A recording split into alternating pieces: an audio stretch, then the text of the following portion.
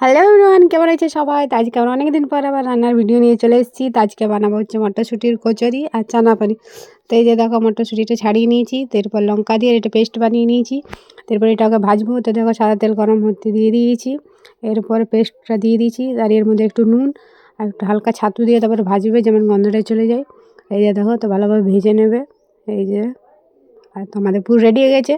তারপর আমরা বানাবো। তো চলো দেখতে থাকো ভিডিওটা। আর এই যে দেখো আমাদের এখানে ময়দা মাখাও রেডি হয়ে গেছে, আর লেচিও বানা হয়ে গেছে। তারপরে এর মধ্যে সব পুরগুলো দেবো। তো দেখতে থাকো। তো এই যে দেখো সবে পুর দিয়ে দিয়েছি, এরপর এগুলো বেলবো।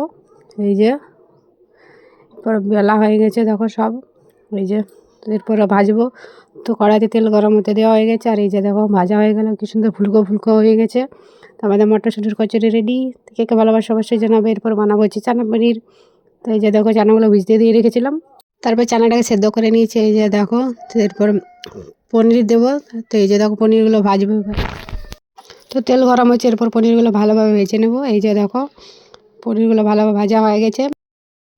তো এরপর আমরা মশলাটা দিয়ে দিয়েছি। তো মশলার মধ্যে কাজু বাদাম, চারমগজ, আদা, টমেটো, কাঁচা লঙ্কা সব দিয়ে পেস্ট করেছিলাম। তো সেইটা ভাজবো। এরপর এর মধ্যে নুন, হলুদ, লঙ্কা গুঁড়ো, জিরে গুঁড়ো সব দিয়ে দিয়েছি। এরপর ভালোভাবে ভেজে নেবো। তারপর এর মধ্যে পনিরগুলো দিয়ে দেবো। তো এই যে দেখো পনির দিয়ে দিয়েছি, তারপর একটু ফুটে উঠবে। তারপরে এর মধ্যে কসুরি মেথি, একটু বাটা আর ঘি দিয়ে দেবে, তাহলে রেডি আমাদের চানা পনির। তো কেমন লাগলো ভিডিওটা অবশ্যই জানাবে। দেখা হচ্ছে পরের ভিডিওতে।